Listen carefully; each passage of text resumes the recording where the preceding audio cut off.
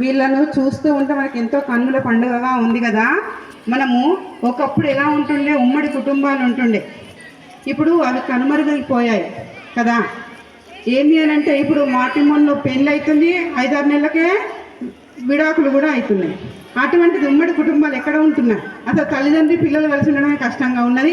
ఇంట్లో ఉన్న 2 పిల్లలు తల్లిదండ్రులు మనిషి ఒక ఫోన్ ఉంటున్నది. ఒకరితోటి ఒకరు మాట్లాడుకునేటందుకు కూడా తీరిక లేకుండా పోయింది. ఒకప్పుడైతే సమ్మర్ వచ్చింది, ఎండాకాలం వచ్చింది అంటే మనం ఏం చేసేవాళ్ళం, పల్లెటూళ్ళకి అమ్మమ్మ వాళ్ళ దగ్గరికి వెళ్తే అమ్మమ్మ మనల్ని ఎంతో ఆప్యాయంగా చూసుకునేటువంటి సందర్భాలు చాలా ఉన్నాయి. అవన్నింటికి మీరు కూడా దూరం అయిపోతున్నారు ఈ కాలంలో.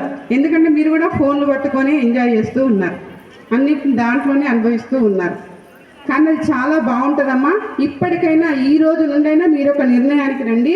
ఏంది, సమ్మర్ వచ్చింది అని అంటే అమ్మమ్మ ఇంటికో నానమ్మ ఇంటికే వెళ్తే వాళ్ళ దగ్గర కూర్చొని మాట్లాడండి కాసేపు. వాళ్ళు ఎంత ఆనందపడతారంటే అమ్మమ్మ తిన్నావా, నానమ్మ తిన్నావా అని చెప్పి వాళ్ళ దగ్గర కూర్చుంటే వాళ్ళు చాలా ఆనందపడతారు. మీ చిన్నప్పుడు ఏం జరిగింది నానమ్మ, అమ్మమ్మ అని అడగండి. వాళ్ళు ఎంత సంతోషంగా చెప్తారు, అబ్బా నా మన్మరాలు నన్ను అడిగింది అని చెప్పి వాళ్ళు ఎంత ఉత్సాహంగా చెప్తారో. కానీ అటువంటి పని మనం చేయట్లేదు. వాళ్ళు ఏమని చెప్తే ముసలా నూకో అని చెప్పి అనేటువంటి సందర్భాలు చాలా ఉన్నాయి. కానీ అలా చేయొద్దు. ఈ మధ్య కాలంలో చాలామంది తల్లిదండ్రులు ఎంతో కష్టపడి వాళ్ళ పిల్లలను చదివించి వేరే విదేశాలకు కూడా పంపించడం జరుగుతూ ఉంది.